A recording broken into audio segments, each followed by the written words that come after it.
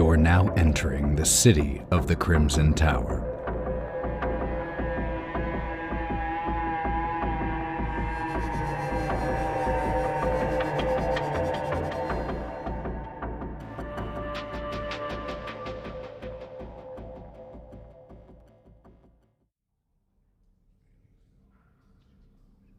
When we last left, the final of these undead monstrosities had just been obliterated by Hawthorne and Nine. Brock, Karina, and Gloria were still in the crosswalk, the intersection, just about 15 feet away from Hawthorne and Nine. And what the two of them saw was a room festooned with moldy skeletons that hang from rusty shackles. There was one thing in particular that caught both Nine and Hawthorne's attention in this room, and it was a painted wooden statue that was carved in the likeness of a pale woman. Slightly gaunt, very strong bone structure, and a cold, knowing glint in its painted eyes. Her left hand rested on a carved wolf, and in her right hand, a smoky gray crystal orb. And now that we have a moment longer, we also see, from the ambient light of the flashlight, as the main beam still focuses on the face of this painted individual, we see that there are 5 unmoving shadows that have been burned into the wall. Soot marks stretching across the floor from the statue to where it goes up the wall, 5 of them. That chanting can still be heard as well. And the very first thing that I need everyone to do, because I want to remind you all of something. Yes, prior to coming to Bridgewater, prior to losing your memories, each one of you was accomplished in some way, experienced in this world. Undead are not something that are unheard of. But those memories are gone. And this is the first time any one of you has been attacked in your memory by something that was rotting and not meant to be moving. So could I please get a fear check from everyone? So that is a spirit trait roll, please. And as a reminder, you do all start with 3 bennies. I start with none. Oh shit, Brock. Why is that fitting? What did you all get first off, and then we'll see if we want to re-roll anything. Hawthorne? 13. 13, you are totally fine. Gloria? An 11. An 11, okay, totally fine. Karina? I got 7. The target number was 4, so you are also good. 9. I got a 7 and it exploded. So I got 7. All right, and Brock. Critical failure 1. Do you want to do anything about that? That's giving up a Benny early. Yeah, early. I think that this is actually a very fitting. Well, I can't fix my mind after I've let it go. I think this is really fitting for Brock, but I don't think I'm willing to condemn him to death this early. So I'm going to go ahead and use a Benny. I'm going to let you know the odds of he won't die even with a critical failure here. Probably. Just not good for his longevity is what I'm saying. Okay.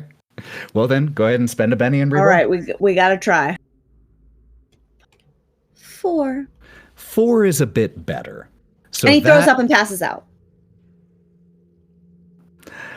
But that is going... So everyone manages to pass here.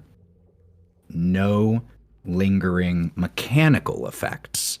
However, before we pick back up, I do want to do a quick mental check-in with everyone here.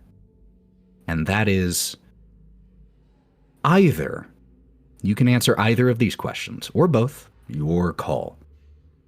I'm interested in how you all are doing mentally and how you all are presenting on the exterior. Again, you can answer either or both of those.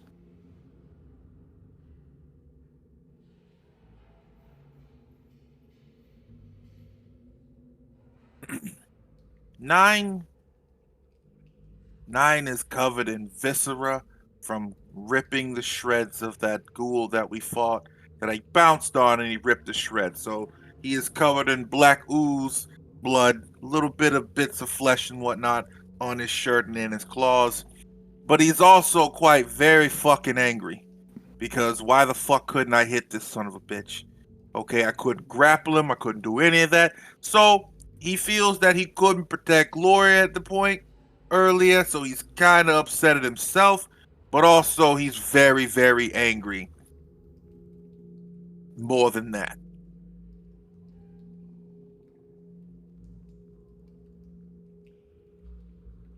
And how is that anger manifesting on the outside? His hands are quite what you would think would be fear trembles, but his hands kind of shake and he's doing the trying to calm himself down by doing the stress thing, but more or less it's his tail. It's what angry cats do when it kind of just flicks in the air and subconsciously just moves around. Love it. Take a Benny. Yeah. Gloria? I think it's really interesting because the spirit roll that we made was for how we were feeling about the ghouls. And I know that I should have been frightened by the ghouls, but they're just a little creepy looking, probably misunderstood. They might be alive. I don't know. They don't really bother me too much. But that's not like the whole picture, because I think as I'm sitting here, and I don't want to freak out my friends. I'm trying to stay really calm. I know it's possible that many of them don't see me as a friend yet, but I already have found myself like really caring for these people I've been traveling with. Although there's just this repeating phrase, these sort of feeling in my head. I'm so worried. I'm not too worried about what creatures we might find, but the idea that I could lose control of myself is something I hadn't really considered, and I can't stop thinking about it. I love that. Benny as well? Karina? Karina is generally a very calm and collected person on the outside, but she is visibly frightened at this point. She's looking kind of every which way, keeping her ears open, like trying to focus on everything, but her eyes keep lingering back to Gloria, and her mind is still thinking about the idea of losing one's self. And so she's just kind of wringing her hands a little bit, obviously stressed out, constantly like looking in, wanting to check on Gloria, but not knowing what to say the whole time. And how is that? Is there any physical manifestation of how Karina's feeling inside? Is there anything that anyone else looking at you would notice that would give away how she's feeling? Besides her wringing of her hands, she has her face pretty stoically set, and her she has like a slight sheen of sweat building up now, but she's just wringing her hands, and just her eyes are darting, but her face is still set in a unreadable expression. Okay. Benny? Brock? Hawthorne?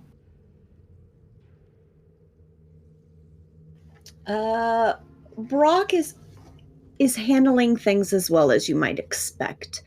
The moment we entered this cramped corridor and were attacked by undead, he was skittish and anxious, sweating and fumbling.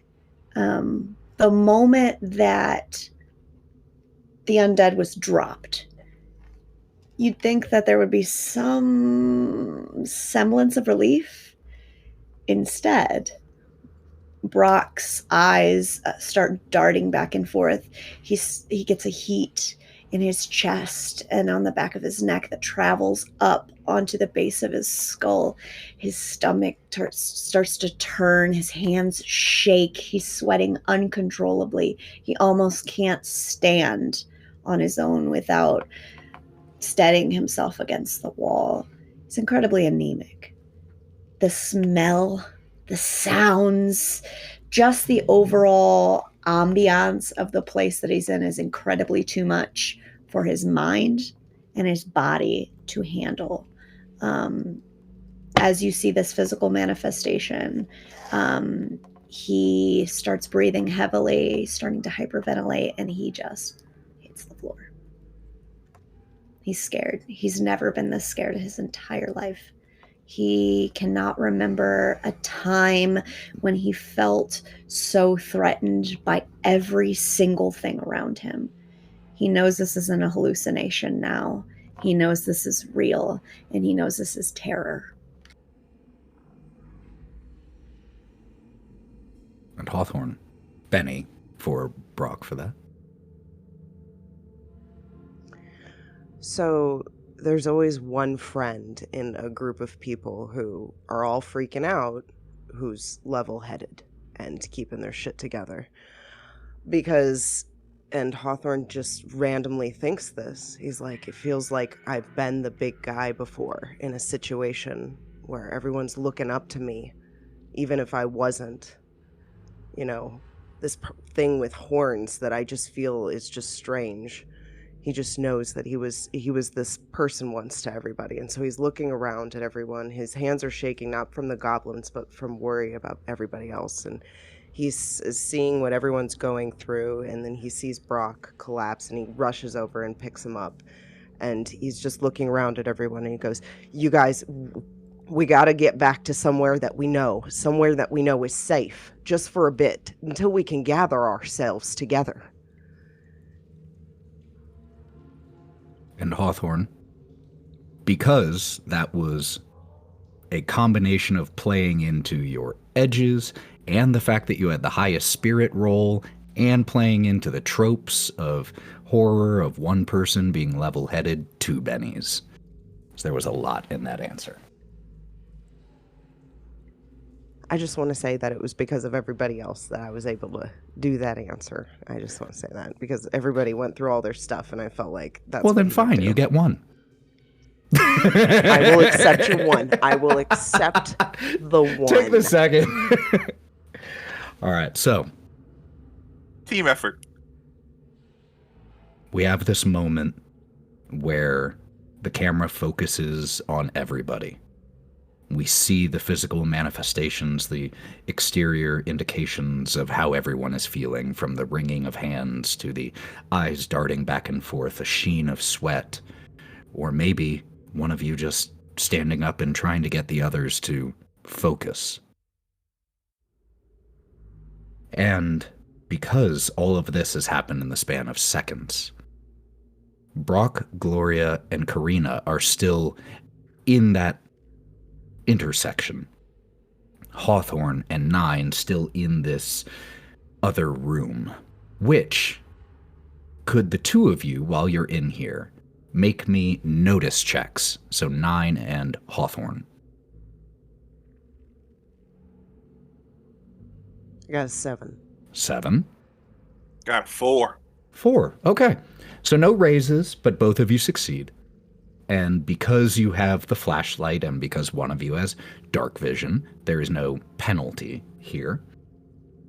You notice, Nine and Hawthorne, both of you notice the fact that there are two exits from this room. The one that you came in and one on the exact opposite side of the room. You can't see where it goes, but you can see that there is a open passageway leading to a hallway that veers away. Hawthorne, because you got the higher of those scores, you also notice that right next to where you came in, so the northern wall of this room, there is a section of plaster on the wall that was made to look like the stone that this basement area, this cellar, is predominantly carved out of. But the coloration is just slightly off. And so you're able to see that it's about 5.5 feet by 2.5 feet, roughly the shape of a door. But as of right now, all you can see is that there is a section of wall that is not the stone it purports to be. And while the two of them have noticed this, the other three of you who are still in the hallway, do you stay there? Do you go to your friends? Do you go elsewhere? Gloria, Karina, and Brock. I think the second Brock fell to the ground, Karina is beside him, trying to calm him down, wake him up, get him back to his feet. So she'll be doing that for however long it takes him to regain his composure. You and Hawthorne both check in on Brock in your own different ways. I'm sitting and just moving each finger, just kind of twisting my wrist. Until someone tells me to go somewhere, I think I'm just slowly checking that each appendage still moves like it's supposed to. Yeah, it's disconcerting to lose agency over your own body. And you do have it back. You can move your arms, you can move your fingers. There's some struggle the first few times that you contract and stretch your fingers as they get stuck at certain points, and you have to kind of work past it. But eventually the kinks get worked out and you have full control, but it is still a disconcerting feeling.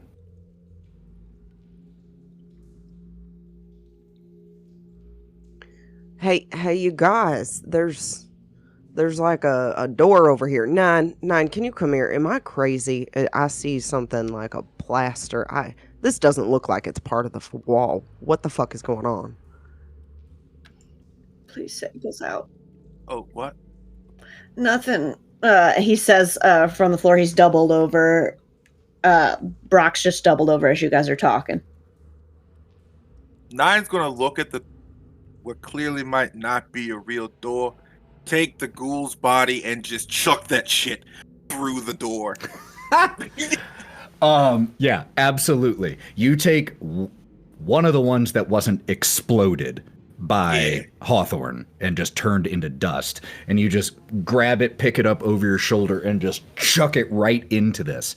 And you throw it with enough force, and the flimsy wooden door that was hidden behind the plaster was aged and rotted enough that as you do this, the top part of the door just splinters, revealing, as the pieces of wood and plaster fall and clatter to the ground, and you look through the dust and look inside, you can see that it leads to stone stairs.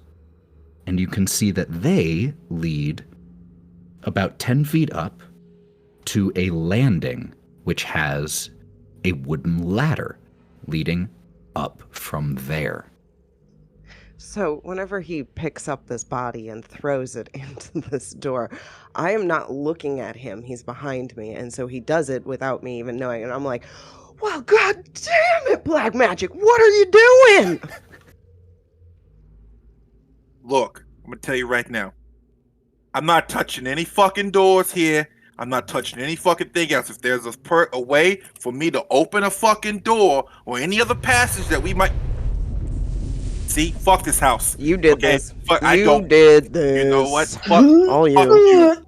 Oh, and you Oh. made Brock sick. First of all, I don't make Brock sick, okay? Brock makes Brock sick. Okay? Are you good, Ace? You No good? I think you should go and cover it up. It smells pretty bad. I think he's just gonna keep getting sick. First I'm of all, good. I'm good. Brock, get the fuck up. Yeah. Walk that shit off. All right? Of course. You want some gin? Yeah, very much. You can't keep giving people gin. That doesn't, it does taste You delicious. just It's want starting some. to run a little low. I got it for no reason. I don't know. We're drinking it. That's the point. All right. Gloria, Karina, you guys good? You guys ready to go check out the spooky ass hole we found? I'll follow you all. I'm not really sure spooky hallways and I have done well so far. For what it's worth, you did handle yourself pretty good. I will say that. I guess. Well, I'm proud of you all, and we all made it through, so that's the point. Brock, let's just get out of this area before Brock smells his own vomit again. He's gonna keep vomiting. And so Hawthorne is going to start walking up the stairs first because he feels like he can protect them a little bit better, at least, if he goes first. I will go and clean up and cover up the vomit, and then with the rest. I love that this is officially a thing in this game. All right. So, are we starting to head through the door and up the ladder? Is that the plan? I know that Hawthorne is going first. Who's going last? I think Karina will stand waiting for everyone to go ahead, and then the second 9 just gives her that look. She'll just shake her head and just follow the rest of them, letting him go last. Thank you. She'll roll her eyes. Okay. All right.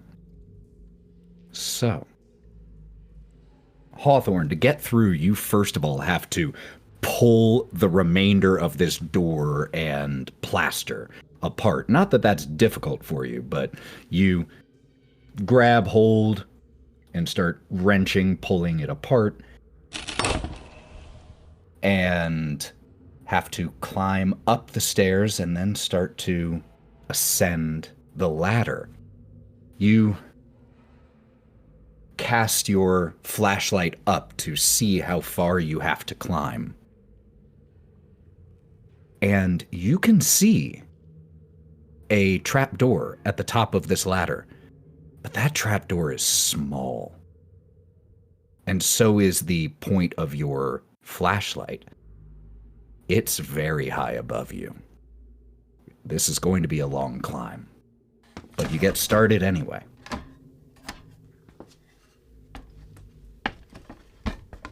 Eventually, after, I would say about 2 or 3 straight minutes of climbing this ladder, the trapdoor at the top comes fully into view. How tight is this space? Not for you. You have you have your wings. So you definitely couldn't have your wings spread out here comfortably. Hawthorne, being one of the broadest members of the group, can't, let the elbows go flying. This is a fairly tight space, but it's not like it's brushing up against you the whole time. I'm gonna kind of call down to the rest of you. I'm not always very coordinated on ladders. You might want to give me a little bit of extra space in case I fall. I don't want to bring you down too.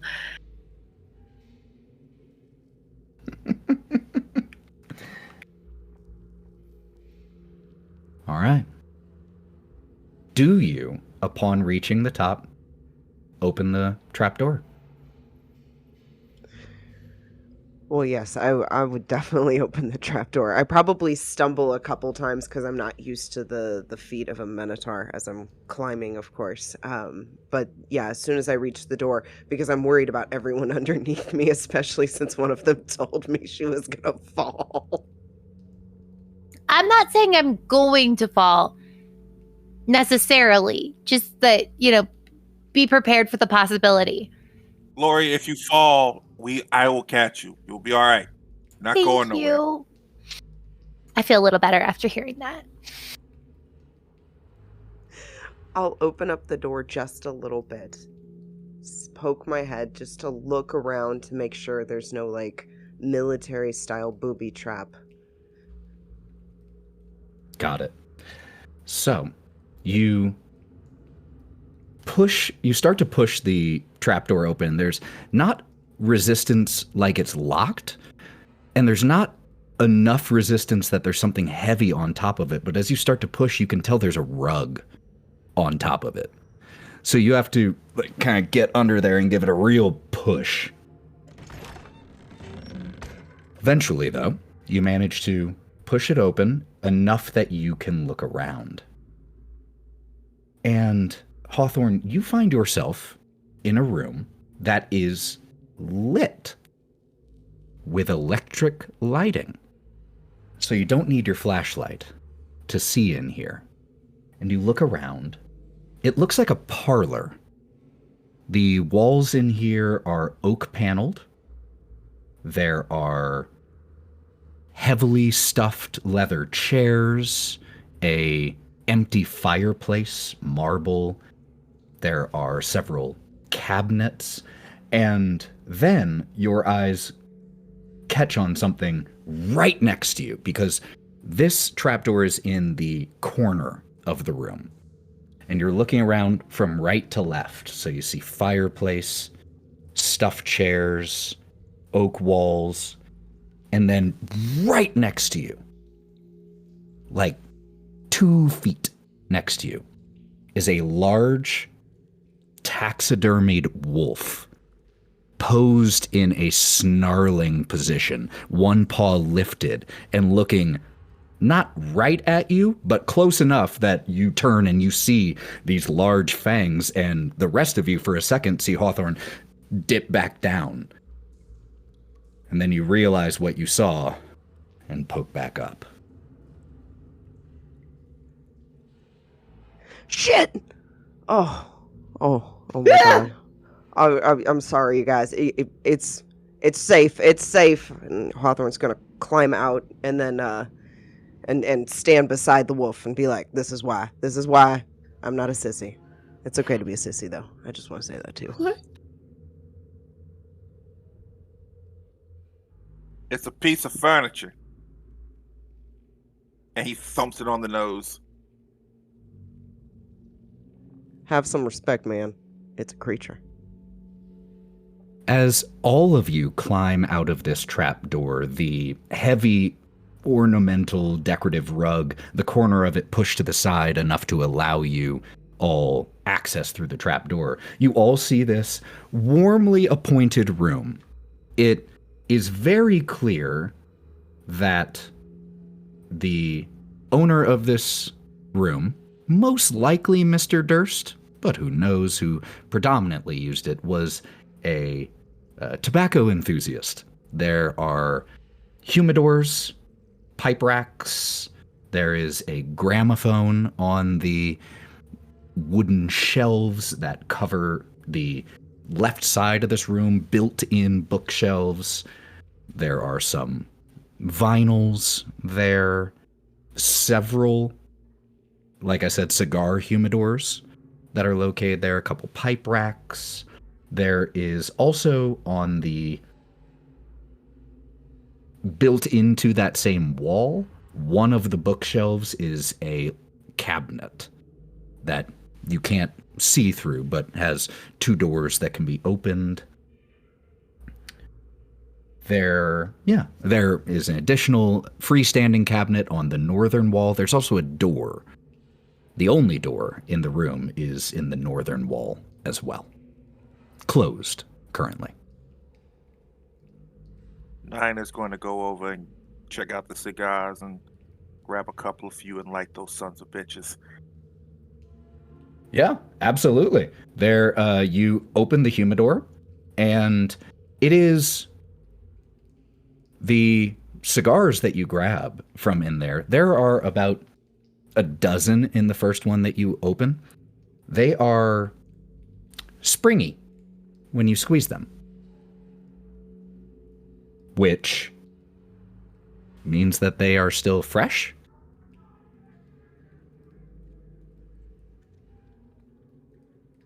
Karina, after she gets to the ladder, she's kind of huffing and puffing at this point, and still sweating almost too much. She's going to go look around the room. I think she's going to go check out one of the cabinets, the one in the bookcase first. Got it. I change these sounds really quick. Nope, that's wrong. This is the wrong one. Time out. Someone I clicked play the that. wrong one. Did someone touch the gramophone? No one thing, touched the whatever? gramophone yet. I hear music. It's a fucking weird house. It's overstimulating. It's overstimulating. I got it. There we go. Ethan, can we still hear the chanting from this room? Great question. And no, you God. cannot. Brock can have some peace.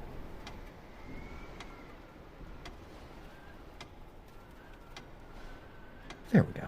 That's the ambiance I was looking for. So, 9, you go over, grab these cigars, no problem. And who was going to which cabinet? Was that Karina? Went to the bookcase cabinet first. Okay.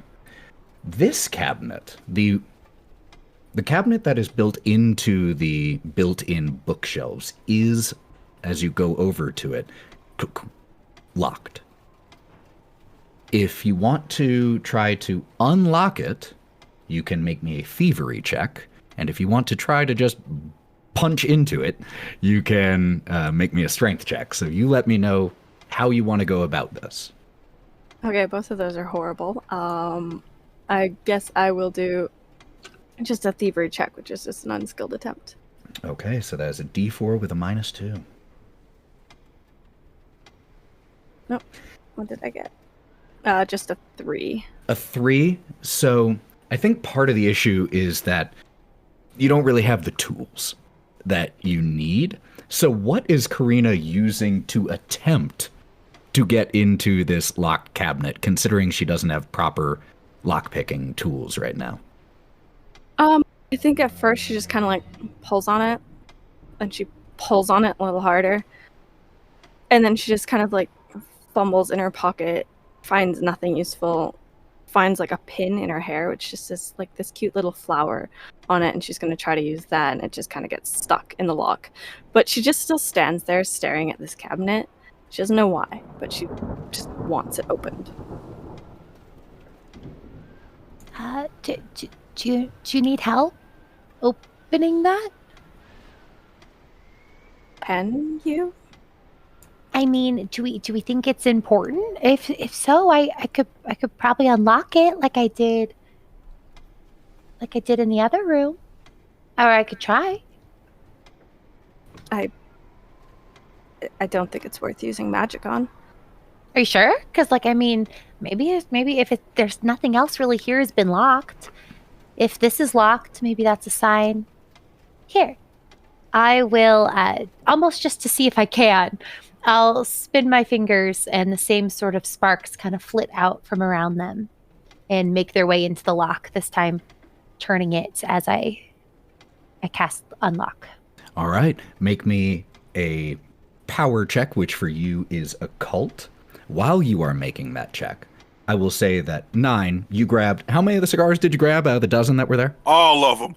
Just all dozen of them. There is a gold-plated cigar cutter right next to the humidor, along with a very nicely decoratively engraved Zippo-style lighter there as well.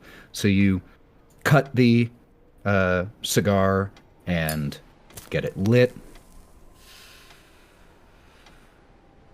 This room, it still has the slight smell of tobacco that has seeped into the walls and the upholstery in here, so definitely not out of place. Gloria, what did you get on that check? So with 2 1s, it's a critical failure. And I think because this is one of my my magic features, that would be very bad. But what I picture what happens is as I first try this, I think I flick my fingers, or I try to, and they stop moving. And partway through, it's like there's this little jolt, and they didn't do what they were supposed to do. I take a second, kind of try to stop myself from freaking out, and I am going to use a Benny to attempt to re-roll that. I'm also going to, you don't even have to spend or add a Benny, because for that description of that failure, I'm giving you a Benny. So we'll just call that neutral and go ahead and make a re-roll. I'm going to attempt that again. And so I take a deep breath, and I try to move my hands again. Okay, both dice exploded, or got a 6 on both, so that is an 8. 8. So that is a success with a raise. So, as you manifest this power, the sparkles you were talking about that come from you actually split, and they go towards the keyholes of this cabinet built into the bookshelf, but they also veer off and go to the keyhole of the freestanding cabinet on the northern wall. And we hear as both click, unlocked. I turn to Karina. I want to feel like I can do something. It doesn't even really matter if the cabinet doesn't have much in it, but hopefully it does. She's just gonna look at you. Thanks. Seriously, you are a lot more useful than you think you are. And she's gonna open the cabinet. Opening this cabinet, it is largely empty, but it was also not a huge cabinet. And you can tell, mostly because of the presence of a gun in the cabinet, that this is where the weapons of the individuals who owned the house were at one point stored. So what you find in here as you open it, 3 things. First of all, there is a firearm that looks very similar to the one that Brock pulled out and shot a little wildly with not that long ago. There is also a box of ammunition in here that, as you pick it up and just open the lid, around 20 shots in here. Also, something that catches your eye in particular, Gloria, is on the right door of this cabinet, there is a hook. 2 hooks, actually, where something once was hung and is now missing. But what is right next to that still is a small, essentially quiver that has 12 small crossbow bolts in it. I kind of lean around you, Karina. Do you think could I grab those? I mean, I don't see why not. Go ahead. I kind of like, after seeing the kids disappear, just sort of like touch it a little to make sure it's real so I don't look like an idiot trying to grab something that's not there. And then seeing that they're definitely corporeal, I grab them and put them in a bag. As she does that, Karina is going to reach over with just like a slight shake to her hand, but she's going to take the gun and the ammunition. Kind of, I don't know if it's a revolver or not, but if it's a revolver, she'll flick out the cartridge. But if not, she will check the magazine. This one has a clip, and you slide it down. The clip is currently empty. Then she's going to load 6 bullets in it and put the rest of the bullets in her pocket for now. Got it. Can I have some of that ammo? I'm prone to miss. Oh, of course. And she'll hand you the box of ammo. And he's gonna hold it like it's his most cherished belonging. Hold it to his chest before putting it away.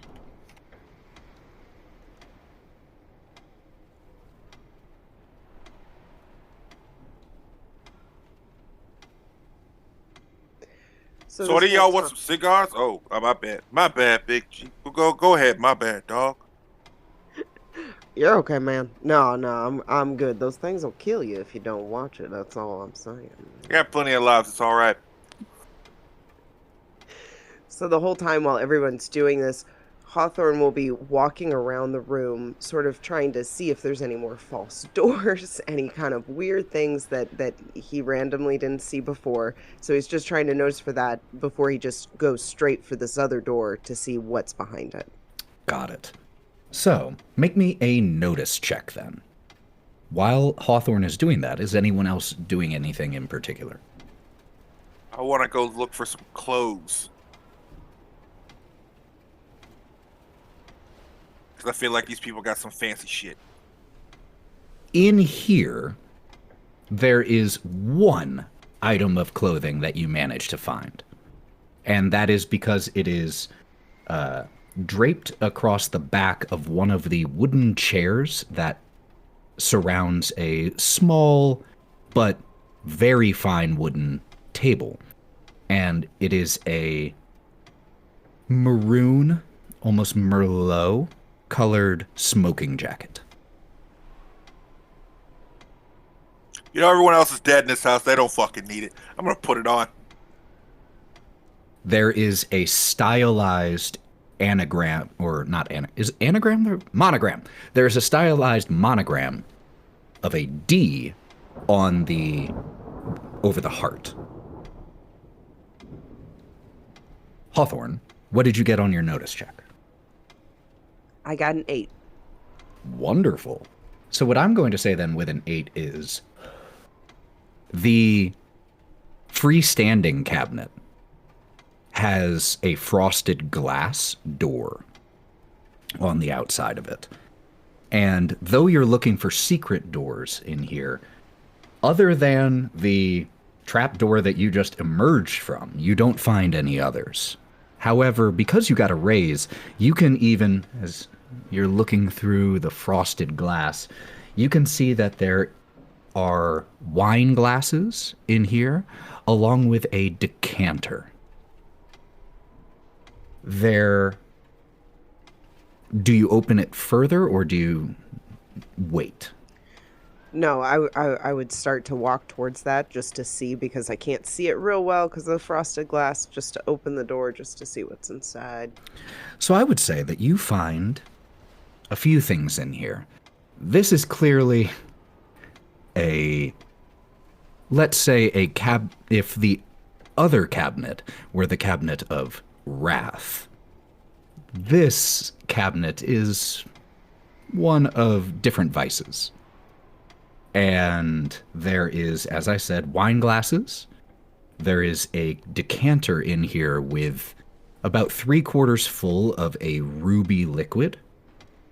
There is a deck of cards that you find in here. There is also another pipe. There were several racks of pipes in this room. Curved, briar, Lots of burns on them, clearly well smoked over the years. This one is long stemmed with a very small bowl, a metal bowl. And next to it, there is a small, well-made clay jar, only about 2 inches or so by 2 inches. Hawthorne's going to pick this up, this one thing, and he's going to be looking at it. He's going to go, the pipe he has it in his hand. Well, I know what all this stuff is, but this one's new. Would I notice him doing this? Your attention was just called to it if it wasn't Then, previously. yeah, she will look over, and does she, even though she can't remember, does she recognize what it would be? You, and I say this with love to your character, but it is one of your hindrances. You are an addict. And that goes beyond conscious awareness. And seeing this stokes something in you that even though you don't know why, you see that pipe and you see that jar and you get a tingle up your spine that is of immense pleasure and intense longing. That tingle becomes almost like a burning rage as she crosses that room within a second. She is going to kind of snatch up, kind of almost try to shove Hawthorne out of the way as she goes to grab the pipe. And before even looking at the jar, she's just going to like run it under her nose, smelling just gently. Her hand's still shaking at this point. Not even looking at Hawthorne, but she's just going to stand there and just gently sniff the jar, the bowl of the pipe to see if she can recognize the smell.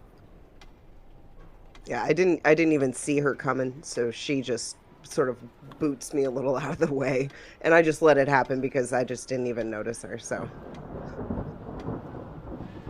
There is a very strong smell coming from this jar, and if you open it at all, you see that it is filled with a dark brown, gummy, sticky substance that, though you don't have a word necessarily for what it is, you at the same time know absolutely what it is. This is opium. She will take both items and just kind of stand there looking at them both for a second. Before she just gets like a little awkward looking up at Hawthorne. I'm sorry. You okay? You went kind of carnal there. It's fine. It's nothing. And she's just gonna kind of walk away towards like one of the chairs where she'll sit down, kind of facing away from Hawthorne. Hawthorne will sort of glance back at her as he slowly turns back to the cabinet and puts his gaze back on the other things that are in the cabinet, just letting her keep it. He doesn't care. He is getting low on his gin, so he's getting very excited about this liquid that is red, but he's a little bit hesitant if it's wine or not. Why? Why would you be at all concerned about that in this game? So he's going to pick it up and smell it. It's a crystal decanter. You remove the stopper, the glass clinking. Smells like wine, not like blood. It doesn't have the metallic smell. It has a earthy, fruity aroma to it. If we were to go into sommelier mode, it's most likely a Malbec. I'll take a little swig, and then I'll put the cap back on. And then there's nothing really else in the cabinet. is there? I know there's wine glasses. Wine glasses. There is a deck of foiled playing cards, but it was mostly dominated by. There are about a dozen wine glasses in here. And there are actually, as you remove the decanter, behind the decanter, there are 2 more dusty bottles of wine. So that is mostly what it was dominated by. So I'm going to grab the playing cards. I'm going to go, hey, you guys, maybe we should just sit down for a second and have just a little bit of fun. You know, there's some wine glasses here. There's a couple of bottles. I could share some with you guys. You know, I don't mind. But we got some cards, and he's going to take the cards and take the whole deck and toss it over to Brock. And he's just gonna, because he's still holding the ammo box, it just kind of hits him. A game? Here? Well, we need to reset. We need to calm down. We need to gather ourselves together, don't you think? I mean, or do you want to keep going and getting another ghoul dead thing attack? Well, if it's those options, he's going to, as he's holding the ammo box, lean over to pick up the cards, and the ammo spills out. He just throws himself on the ground and starts scooping them all up. It's a pathetic sight to see. But as he sets the ammo box into his coat, he'll pick up the playing cards. What's everyone's game of choice? You know how to play spades? I could learn. I can teach you how to play spades. I can teach all you how to play spades. It's all game. It's a fun. You know what? Huh. I remember that. No one else knows. Don't look at me. I know their cards. Cards. I will also say, Hawthorne, you did say that you were checking out these other things, looking for secret doors before checking out the door. So I did get distracted. No, I mean, it's fine. There's a lot to be distracted by, but as you walk over there and push it open and look out, you see the main hall of the first floor, where that grandfather clock was situated, where the beginning of the red marble staircase leading up. So you are once again on the first floor. The lights in here, the electric lighting is still on and humming. You can still hear the rain from outside, just this little bit of murky gray light managing to make its way in through the windows. But you realize you are back on the first floor. So I'll turn back at that point and to go, well, hey, you guys, we're kind of back where we started, so maybe we should take a second, but yeah, this is interesting.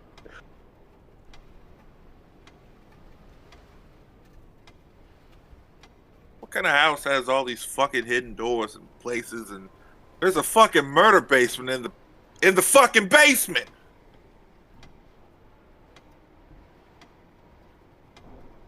Hawthorne's gonna instinctually start just pulling out glasses and pouring wine into them for people. Absolutely. Anybody want a cigar?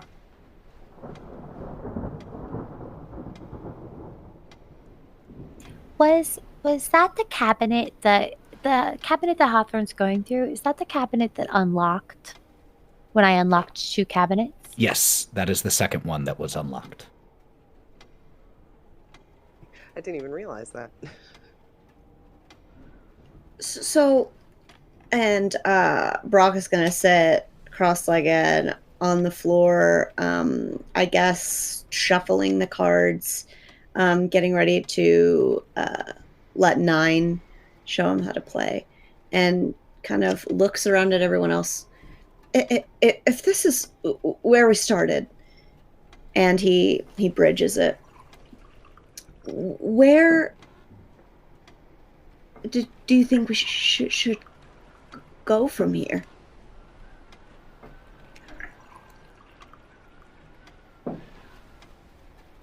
Well, okay.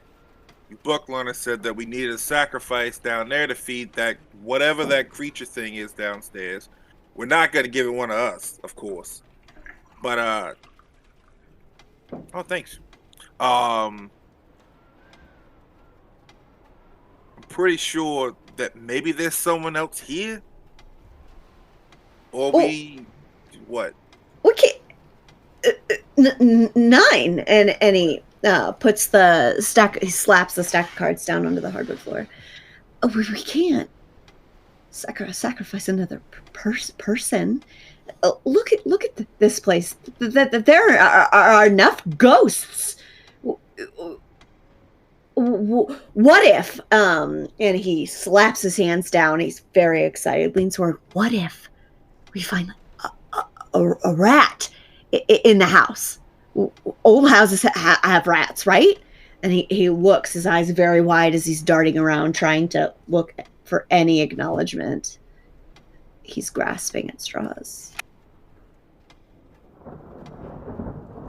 It didn't specify it had to be a person. We ain't killing nobody. I think that's a very valid point. Semantics, yeah. Words are very, very important, and reading between the lines can often result in a better reading.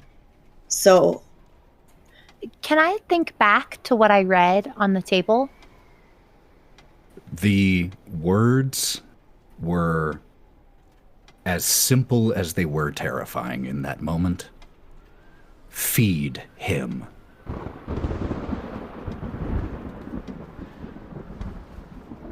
I just keep nodding, even long after Brock stopped talking. I'm just like, I'm trying to run through in my head all the different possibilities that can mean. Like, do we need to cook? Did we go through the kitchen? Is there a kitchen? Does it have to be alive? That's what it seemed like in the book.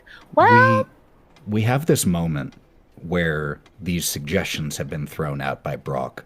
All of you gathered around this smaller wooden table, the cards just kind of being idly shuffled, glasses of wine poured for everyone, and we see Gloria sitting there trying to work through things.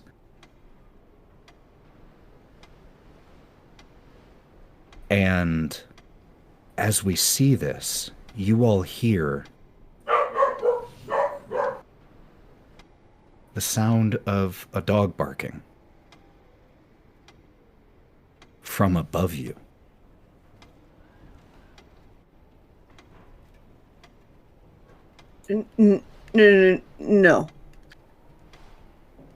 No. Was that a dog? No. Or possibly another type of canine. I mean, coyotes don't often sound like that, but I didn't really hear it super closely. Maybe it could have been a wolf. This house is listening to us. It wants us to commit the same crimes.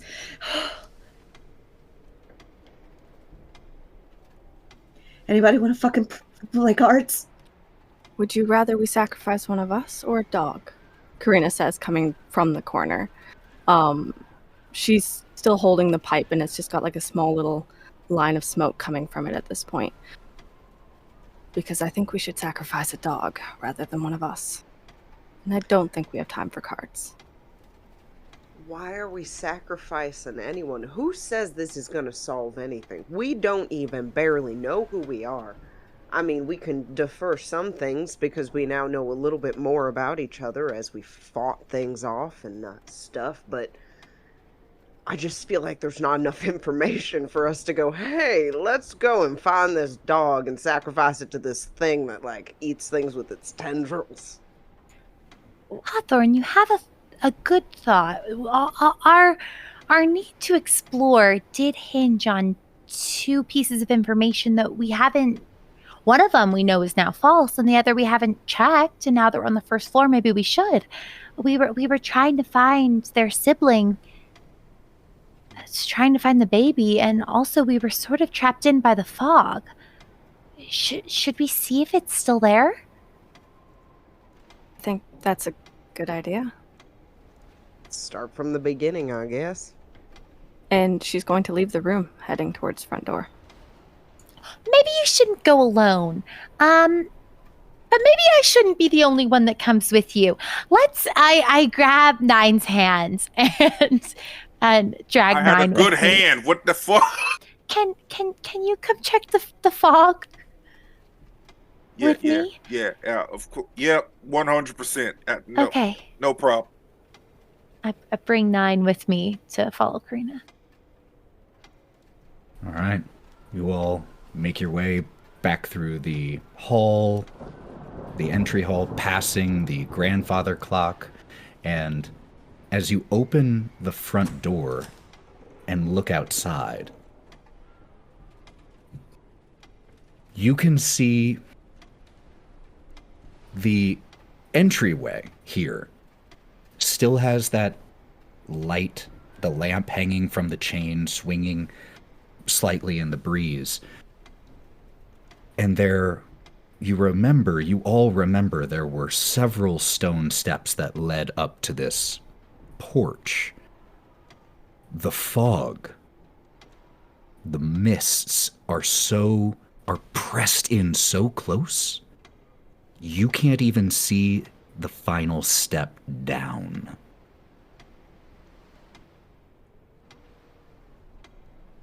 So, Karina is going to walk through the door and not down the steps. If she were to reach straight out, would she be able to touch the fog? Sure, yeah, you can obviously get within an arm's reach. Absolutely. She wants to kind of run her hands through it and see what it feels like. Whether it feels heavy or oppressive. Okay. Feels a little cold, but nothing unexpected as you touch it. I mean, certainly it's just mist. Do we want to try something? Gloria? I'm just staring at the fog. I don't like it.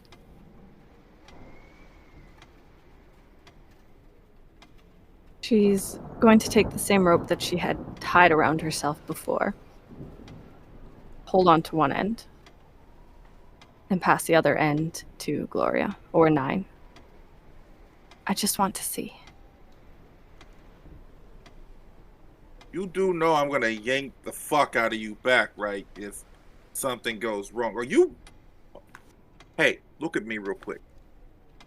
Karina, you good right now? Oh, I am perfect. And she's going to wrap the rope around her hand once, and she's just going to strut out into the fog.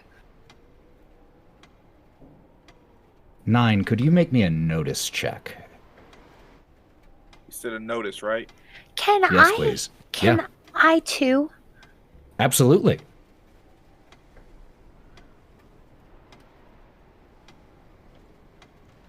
Oh, wait a minute. I'm gonna re-roll for that. 6. I'm gonna re-roll for that. Oh, you're doing a notice check. I thought you were going into the fog too, Gloria. I was so scared. Oh, absolutely not. Just casually. I was so terrified. Oh, A light jaunt into the nothingness. I was already chased by the fog. I believe it's secretly alive. I spent a penny re-roll because that was a critical failure. Welcome. Okay. So what did the two of you end up getting? 6. 4. 6 and 4. Were, Gloria, because you asked to make this check, I just have a question. Is there anything in particular you are looking for, trying to pay attention to about Karina? Absolutely. So throughout the house so far, I have been staying pretty close to Karina. I feel like out of all the people here, I feel a bit of a kinship. I feel like I trust her, and I'm confused at why she's walking into the fog. And not that her demeanor has changed too much, but she's walking away. She's not staying with me. Why is she walking away? I just, something feels off. Absolutely. So, I think you both notice the same thing then, for different reasons. And that is, Karina has, especially the last hour or so, all of you have some muscle tension. It's been a little stressful. You're all tense. Karina's shoulders are a little slack. A slightly, just the slightest ghost of a smile on one side of her face, and her eyes are ever so slightly extra lidded. Just look a little heavy. Not a lot, just a little. So given that, and I would say you would notice this, as Karina was stepping off into the mists, is there anything the two of you do prior to that? Nine's gonna look at Gloria. And we're under assumption that silent of like something's not right. And Nine's going to grab Karina's collar and lift her up, keeping her from walking into the fog. 9, put me down. I Right. don't think you're Fucking good now. right now. No, something's not right. Your eyes don't look good. Are you doing this a sound mind, or did something get a hold of you in that fucking house and telling you to walk out here? I am doing this with 100% certainty that this is my own actions. Tie the rope around your waist. Don't put it on your arm. That way I don't break your arm if I have to pull you back. Fine. She will tie the rope around her waist. I want to open the door so I can hear the grandfather clock. Karina, I'm worried. How long do you think, how far do you want to go? Because I say we give it 2 to 3 minutes. Whether you're back or not. 1 minute. 1 minute. I hear Hawthorne like, what the? Oh, yeah, 1 minute. Yeah, good point. She's gonna turn to look at Karina, or to Gloria. I just want to go into the fog. I just want to see. So what it 10 does. seconds. If we're just walking in, then we're walking right back out. 10 seconds. I'm going to count it. Yes. 10 seconds sounds good. Okay. 10 seconds on the clock. So she will turn around, glare at 9, and walk into the fog. As far as the rope will take her. Karina steps down the stone steps. And within 2 steps, you can't see her anymore. The wall of mist and fog is too thick. 10, 9, 8, 7, 6, 5, 4, 3, 2, 1. Pull her back. 10 seconds. Let's go. Pull her back.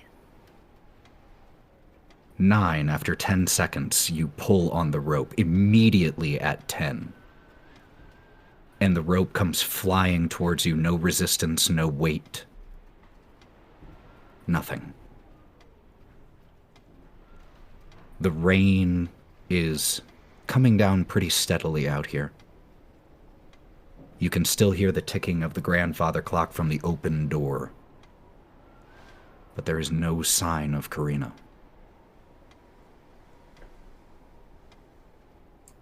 9. I don't know where she is. She's out there in the fucking damn it. Why didn't she fucking listen to us? Why didn't she fucking listen to us? Because she could have just stayed right here. We could have walked our asses back in the house.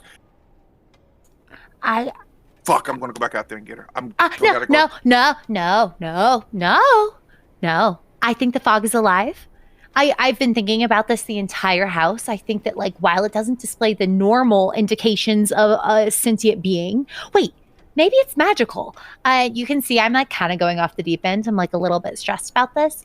I want to try to, like, flap my wings towards the fog, and I want to attempt to dispel some of the fog to see if I can see Karina. Like, she just stepped off.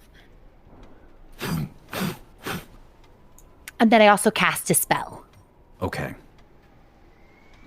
Are you doing those at the same time, or are you doing the buffeting of your wings, waiting to see what happens, and then using a power?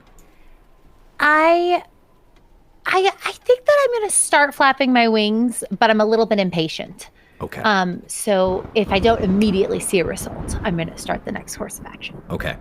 You flap your wings. It does create the slightest divot in the fog and mist, but then the way the mists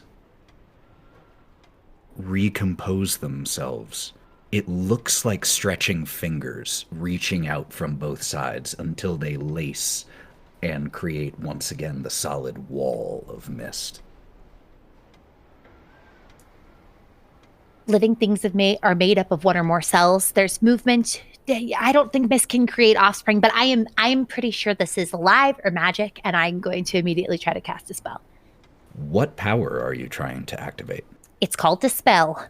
So what I'm going to attempt to do is, my mind is like worrying, and it feels to me like this is either alive or so much of what we've seen in this house isn't alive, but has this kind of weird tinge of the arcane. And so I don't know if it's going to work. I don't really think that I'm in the frame of mind where I like have thought it through clear enough. But to me, it feels like there's some sort of negative energy, some sort of enemy power here. And I know that if it is actually a spell, I could use spell to remove it. But if it's just like a permanent enchantment or an innate ability, it won't do anything. But since I don't really know, I try anyway. Could you please make me that power check to try to activate this ability first and foremost? Yes. As I go to do this, I think it's just a continuation of flapping my wings. Like as I do this now, those same sort of sparks seem to like fly into the mist as well.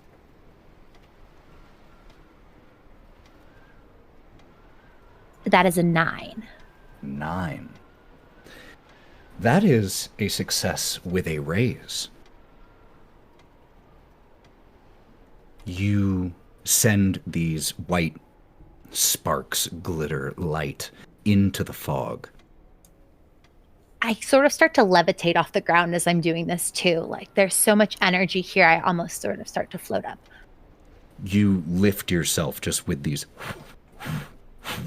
flaps of your wings, channeling this power, sending it towards the mist where it starts to glitter on the exterior section of the mist. And then we see, as Gloria comes dropping to the ground, grabbing her head, and Gloria, you hear, "Bad girl," in your head.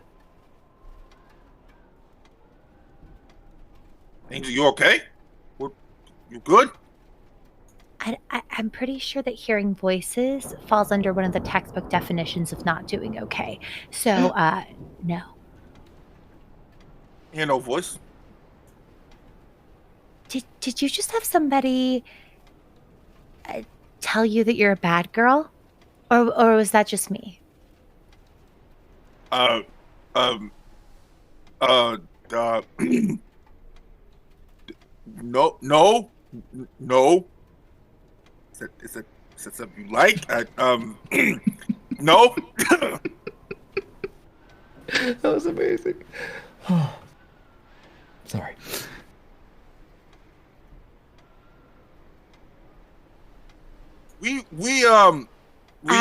What happened? I don't think the mist is alive. I've changed my conclusion. I think that somebody's controlling it. Hawthorne, and Brock have been sitting on the ground still. Hawthorne had put his arm around Brock, and they were just chilling. You know, sort of comforting him because we weren't playing cards, and he had to just set the deck down. But he was comforting him, and then it had just been a while, so we were like, perhaps we should go check on them. And as we walk out there, and Karina is still out there, right? So we don't see Karina, we just see a string going out into the freaking levitating. The two of you walk out. I would say just about the moment that Gloria drops to the ground. So what you see is Gloria heavily breathing, grabbing her head, and 9 checking on her with this loose coil of rope next to him, possibly even still in his grasp. And then you overheard this conversation between Gloria and 9, but you have no sign of Karina. As we walk out there, I assume Hawthorne is very headstrong and proud as we go out there, and Brock is in shambles. He is holding on. He's doubled over. He's holding on to the vest of Hawthorne. We're looking around. Where? Karina. And he sees the rope, and instinctively he just dives for the rope and starts tugging at it. You just tugged my arm. So sorry, you seemed a bit busy. I panicked. It's all right. It's okay. I don't know if it's all right. I mean, no, it's okay. The situation's not all right now. Calm down, everybody. Take a deep breath. What is going on? Can we just take a second? What's going on? Karina walked her ass out there to this fog. Who let her walk out there? Karina let herself walk out there. You guys didn't stop her. Actually, 9 kind of like lifted her in the air to sort of stop her. That's an effort, at least. I'm proud of you, 9. So like, I also I'm hearing voices in my head. Voices. Well, specifically what'd they say? Well, She's a bad girl. Come on. Yes, that, but more I'm start turning bright red as I try to. So I tried to get rid of the fog. I do you remember when I first came into the house, I was telling you that it was chasing me, that it felt like there was something more there. Well, I tried to blow it away, and when that didn't work, I tried to kind of harness this magic that I've been using in the house, and I did, and I started to see these hands, like the fog was hands, and then a voice in my head said that I was a bad girl. Yeah. I mean, and 9 didn't hear it. It didn't happen in his head. Well, he's not a bad girl. Brock adjusts his pants delicately. I think we should. Where? How do we? Speaking to you. How do we get? Okay. Now that I've had a moment to kind of like sit with this information, before I felt the voice in my head and like my head started just like feeling it as if it was going to explode, did I notice anything? Did I have any effect on the fog? You are still coming to understand these abilities that you have, and yet you feel like you did everything within your power to remove magic, to remove an enchantment. And it is either something that isn't magical, or is so far beyond you that it would be like an ant trying to tear down the Colosseum. I don't know how we're going to get Karina back. As you say that,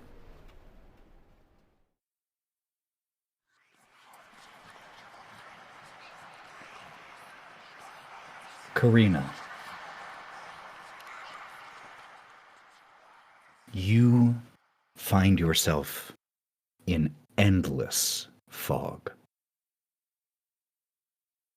Nothing except the moving mists around you.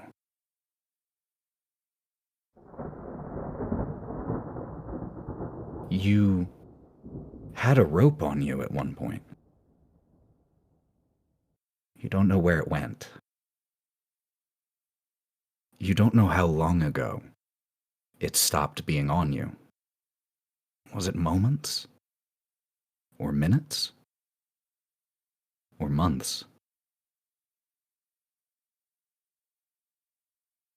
Karina, up ahead, you can hear something. What do you hear? I hear the sound of battle. Metal on metal, swords on scales. There are individuals, if I can see them. Otherwise, I can hear them yell. Familiar voices to a time once past. Battling against a creature that is larger than anything she had ever seen before this. A dragon with these iridescent red scales. Time of past warfare and battling. But as she stands there, unable to lift a finger to help, she watches as each of these individuals are cut down in battle by the dragon. Torn apart by her teeth. Boiled from the inside by her fire.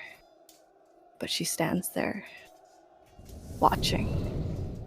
Either too scared or too stunned to do anything, as her longest friends fall before her.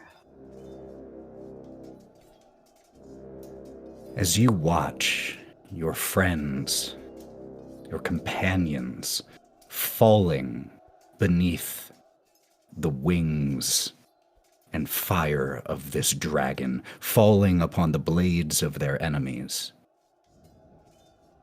what do you do? She's going to reach within herself and do her best to reach her god. Do her best to reach the individual she once got power from, begging them for help, for power, for magic. But for whatever reason, her path has strayed from her god, and magic does not come to her fingers. Power does not come to her fingers, and she finds herself kneeling in the grass, unable to help those that she loved. You watch as a young man who only recently joined you and your crew. You watch as he stumbles towards you, blood pouring from a gash in his scalp somewhere, covering the right side of his face. It's gonna be all right. And he falls dead in front of you. There is another loud roar from above.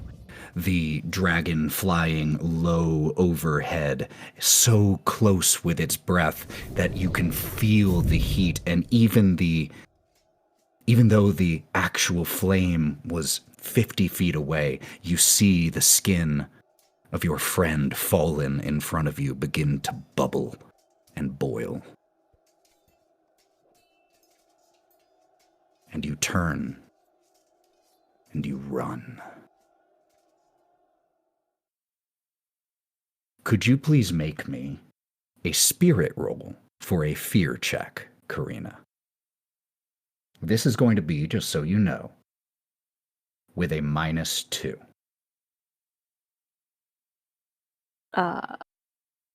Oh, fuck.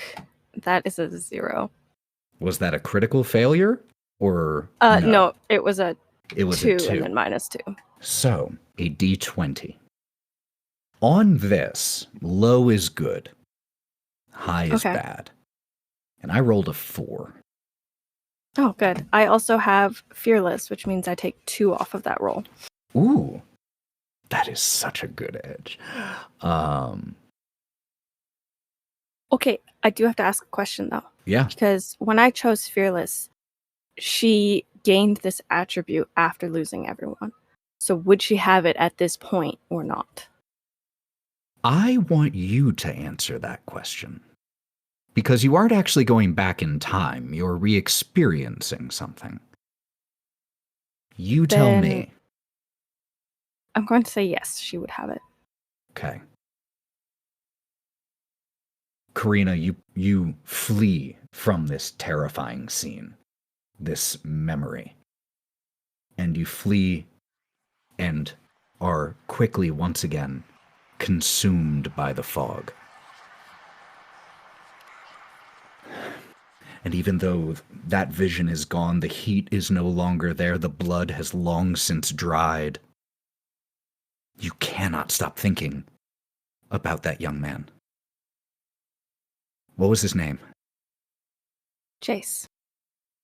You cannot stop thinking about the look on Jace's face, the blood pouring down across his eye as he told you, it will be all right. The four of you hear the scuffle of footfalls, but you don't see anyone. And then the footsteps fade. Can I start screaming out her name? Like, okay, so Hawthorne will literally, as soon as he starts hearing the footfalls, he'll start screaming out, Karina!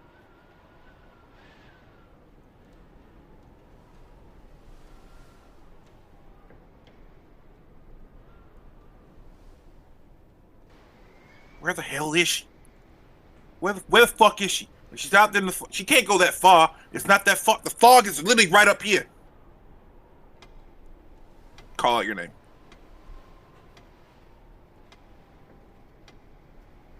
Karina, you hear the distant shout of Hawthorne calling your name.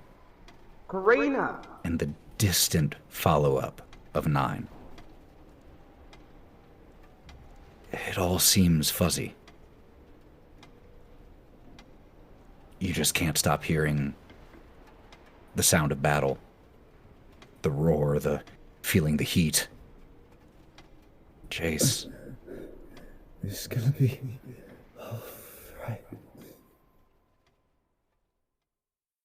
It's been about 5 minutes since Karina left. The four of you standing here, helpless, crying her name. And then you see her come stumbling out of the mists. Karina, mechanically, you have a level of fatigue, but no other lasting ill effects from here. I will say, the rest of you see that Karina looks as though she has been singed in places. There is blood on her hands and a little on her face. Karina, you good? What the fuck happened to you? She doesn't look up to address any of you. She barely makes it up the stairs before falling to her knees on the floor, or on the deck. There's tears running down her face. It's not okay. Not okay. I It's grab not Brock okay. and start shaking him. Heal her! And he immediately sinks, and he goes, where are you hurt? And he grabs your hands, and the blood, There's blood smearing onto his hands, and he goes, oh, and he reaches for your face, further smearing the blood. And then where does it? I don't see a wound.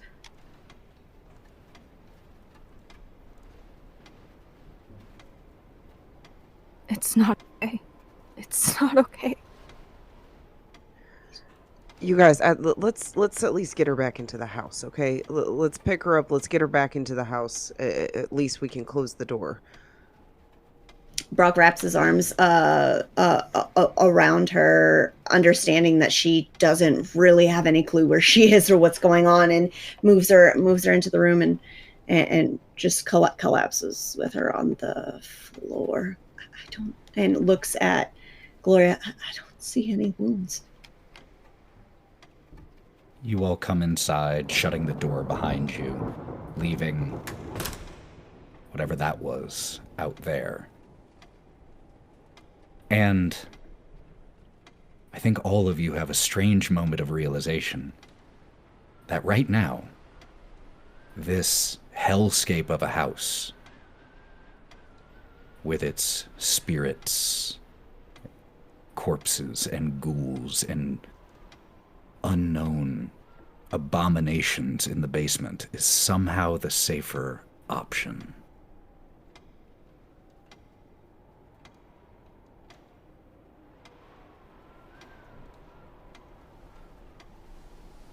Fuck it. Sacrifice or no sacrifice, we're killing whoever the fuck's in that damn basement. And he's holding Karina. We have to get out of here, and the only way, and he gets a little bit of spice and growl in his voice, is through. Yeah, there we go. Nope. Swallow it. There we go. Is through. Yeah.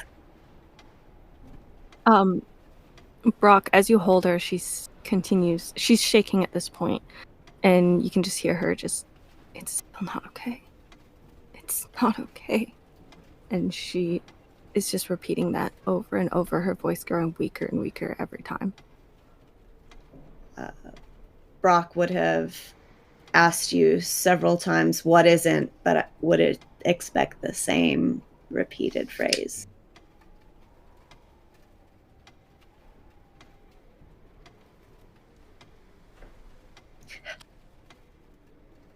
Hawthorne's just sort of walking about the room.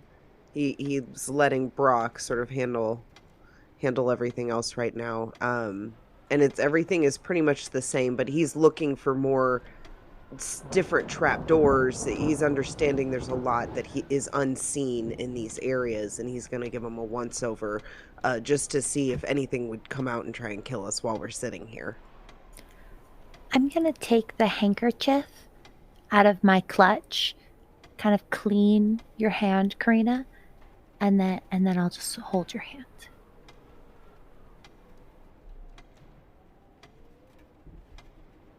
I think as you hold her hand, she's going to just slowly look towards you. And her eyes are still a little distant. There's almost like a fire behind them of anger and just dread. I loved him. And then she's just going to collapse again into Brock's hands, crying. And gonna mouth over at 9.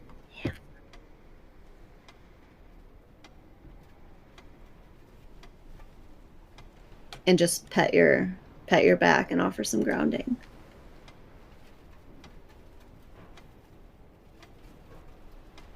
Okay. What? Okay, look, outside is not a fucking option, like we've said. Whatever the fuck happened to her happened out there. We are not doing that. You're hearing voices in your head, Angel. We got a demon baby in the basement. Which looks like our only way out is to kill whatever's down there, either feed it or kill it. On the other hand, I'm here to killing that thing if it's already like weak or not at a full stomach. I don't want to fight something on a full stomach.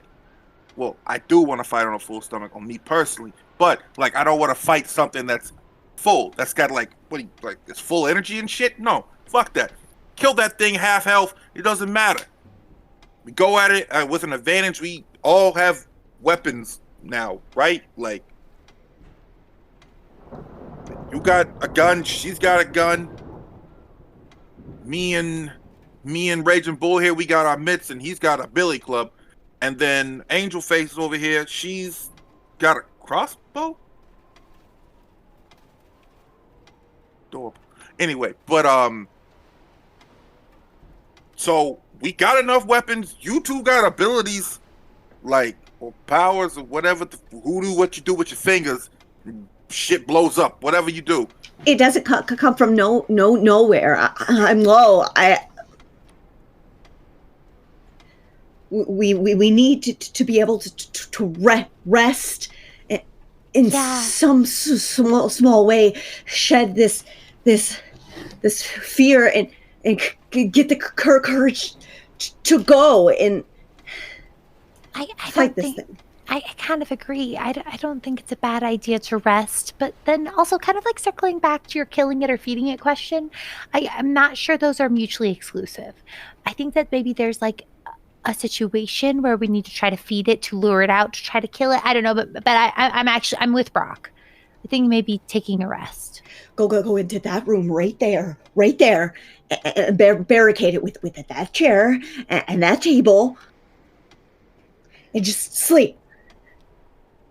We could maybe we should go in shifts. Nap shifts. Can we have the conversation about who invited us here to kill this random creature?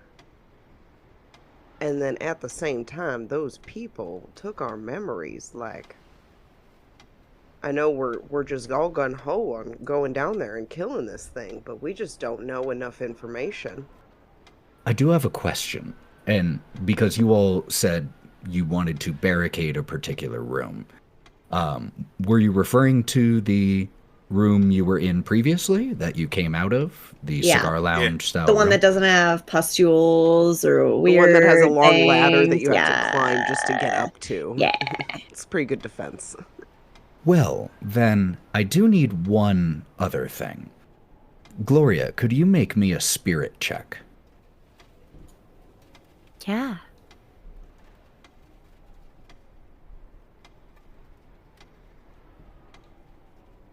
Eight. Very good. You still feel her. Whoever that was who got inside your mind and spoke to you. It's like an after image, but mental. It's like when it's the mental equivalent of you looked at a bright light, and when you blink, you can still see its outline. And it's kind of like that when you think about that voice. You can still almost feel it still there.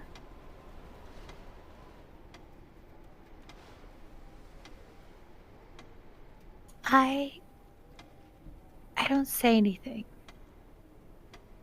but I sort of can't stop thinking about it. It's like, don't think about elephants, and then you keep thinking about elephants. I keep telling myself, don't think about it. Creepy voices talking in your head. That's not what you're supposed to be thinking of. And my brain just sort of spirals in on itself as I keep thinking. Does anyone, actually let me limit this question, Hawthorne, Brock, or Nine? Karina is in her own head. And now Gloria has sunken into the recesses of her own mind. Who is anyone in particular attending to one of them or assisting them, getting them into the room? Nine, who are you assisting? Gloria. You help Gloria into the cigar lounge, and Brock, you guide Karina, which means that what we see as Brock leads Karina in, Nine leads Gloria in, the two of them off somewhere else. As they're let in, Hawthorne shuts the door and begins to push one of the chairs up against the door. And with our five now barricaded inside, with these three snarling, stuffed wolves for company in this room, that's where we'll pick up next time.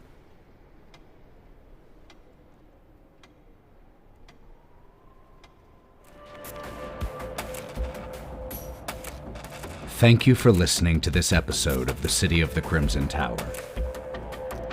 Gloria was played by Anna Margaret, Karina by Maddie, Nine by Mav, Hawthorne by Sally, and Brock by Lauren. Your narrator was Ethan.